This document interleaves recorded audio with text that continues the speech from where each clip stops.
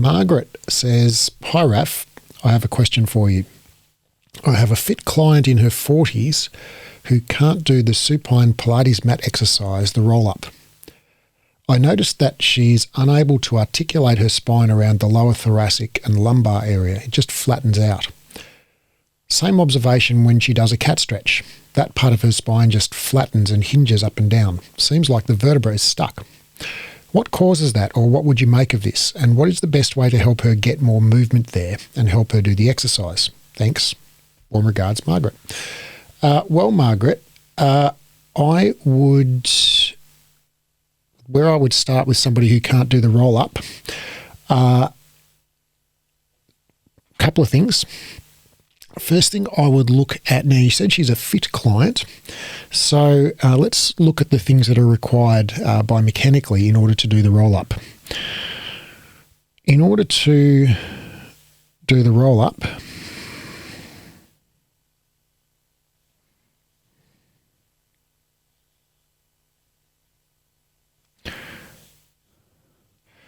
you need to have the strength in your hip flexor muscles, which are there, and to a certain extent your abdominal muscles, which are here, in order to lift your torso up like that. And so to kind of drill down into that just a little bit more, there are two components to the roll-up movement.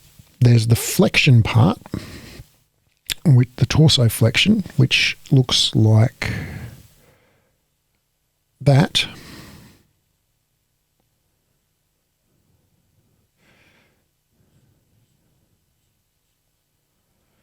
Okay, and that torso flexion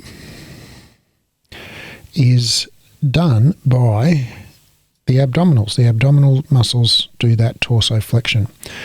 And it happens to be the case that the middle and upper thoracic should look roughly like that. Like most people, the average person, if your client has average mobility, or let's say if she has enough mobility in her spine to do the roll-up, she should be able to roll up until her shoulder blades are almost or just completely off the mat. So if she can roll up till her shoulder blades are off the mat with her lower back on the floor, then she's got probably enough spinal flexibility. So it's the abdominals here that do this trunk flexion. That's the flexion of the trunk. And that is what we would call phase one. I guess, we could call phase one of the roll-up is trunk flexion. And then the second part of the roll-up is hip flexion. And hip flexion, we take that exact same shape of the trunk. So the trunk doesn't change shape anymore from this point. It's maximally flexed. And what we do is we flex the hip. And you can see that all of that movement there has occurred around the hip joint. All of that movement has occurred at the hip joint, and that was what I would call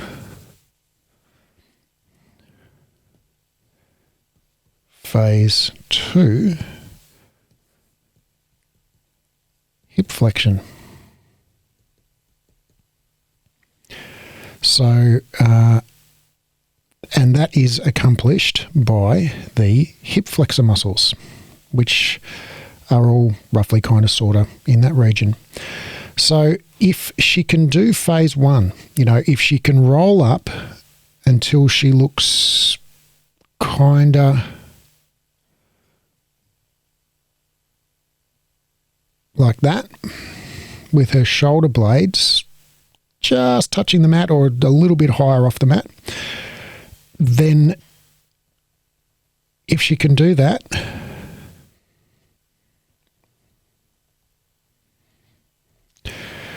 her spinal mobility is fine.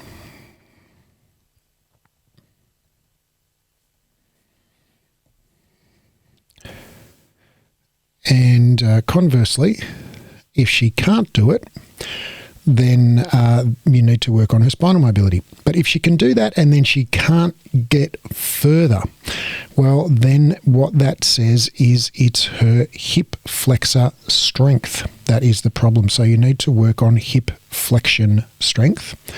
And, well, the best way to do that is in a movement that is as similar as possible to the one that you're trying to improve, which is the roll-up. So I would start maybe a little higher in the roll-up. So you could start, where would you start? You could start here. She could start here, hinge back like so, and then round her spine and roll back. Okay, round her spine and roll back, and then she could roll all the way back down. Okay, and you could do that, basically what we would call a negative rep or an eccentric rep. It's the lowering phase only. So she could do that. Or she could do the full exercise with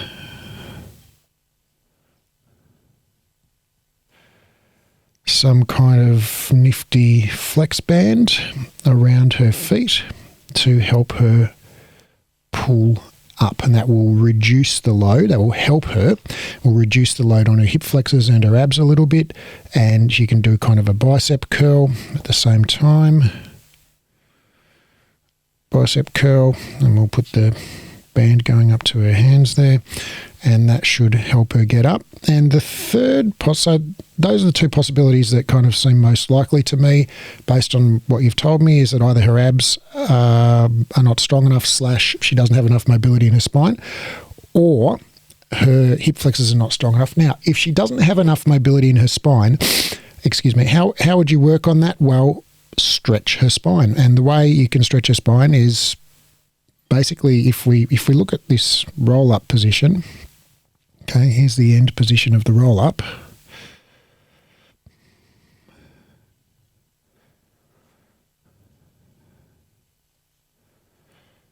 Okay, well, if we take that position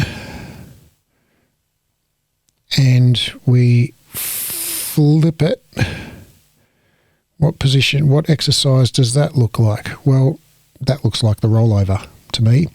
So, and in the rollover, it's awesome because you've got all of the weight of the lower body stretching out the spine.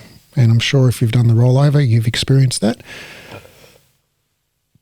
So I think the rollover is a fantastic exercise to stretch out the spine.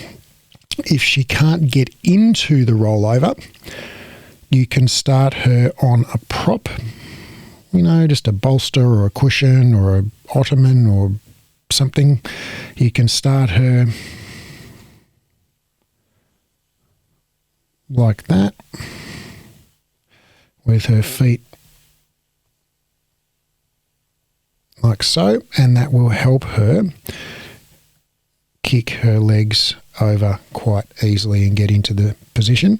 And if she gets when she gets towards the end position, she finds it too strong of a stretch, you can prop her at the other end as well. So you can put a prop here, a chair or a sofa or an ottoman, something that's at the right height, so that her legs don't have to go all the way to the floor, and you can make that whatever height you want to make it. In this prop here, you could, make that a much bigger prop, and so her legs don't go that far, basically until she feels a stretch in this, area here and somewhere in her lower, mid, or even upper back. So those are the first two things I would suggest. And the third possibility is as she goes to raise up, her legs come up like that. And it looks more like kind of a teaser than it does a roll-up. In which case, it's a very, very simple solution. Just press down on her feet or get her to do it with her feet under the sofa, something like that. And this is just a simple matter of biomechanics, not strength. So if you have somebody who has a relatively light lower body compared to a relatively heavy upper body, okay, and their upper body might be heavy because they hold fat in their upper body, maybe they're an apple-shaped person, or it might be heavy because they have a long torso and short legs. It might be heavy because they're muscular. There are lots of reasons why someone's torso might be relatively heavy compared to their legs. Now,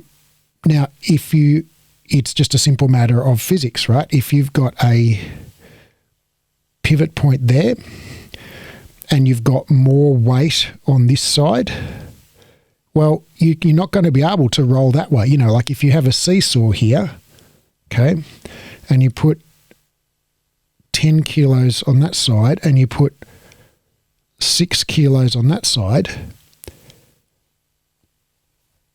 this side's going to go down and this side's going to go up. So if you've got 6 kilo legs and a 10 kilo torso, you're not going to be able to do the roll up unless you have something holding your feet down. So I hope that helps, Margaret. Let me know how you go.